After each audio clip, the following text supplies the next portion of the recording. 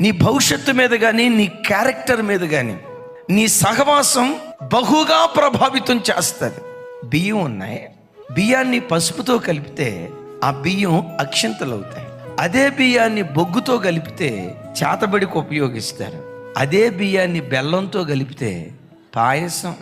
నీవెవరితో కలుస్తావో నీ వ్యక్తిత్వం కూడా అలా మార్చబడుతుంది. వర్షపు నీళ్లు స్వచ్ఛమైనవి. ఈ వర్షపు నీళ్లు బురదలో పడ్డాయి అనుకోండి, స్వచ్ఛమైన నీళ్లు మురికైపోతాయి. అదే వర్షపు నీళ్లు వేడిగా ఉన్న పెన మీద పడ్డాయి అనుకో, ఆవిరైపోతాయి. అదే స్వచ్ఛమైన వర్షపు నీళ్లు ముత్యపు చిప్పల్లో పడితే ముత్యాలుగా అవి మార్చబడిపోతాయి. దైవజనమా, నీ ఆధ్యాత్మిక జీవితం మీద నీ స్నేహం చాలా ప్రభావితం చూపిస్తుంది అని ఎరిగి నీ స్నేహాల విషయంలో యేసు నామములో జాగ్రత్తగా ఉందువుగాక.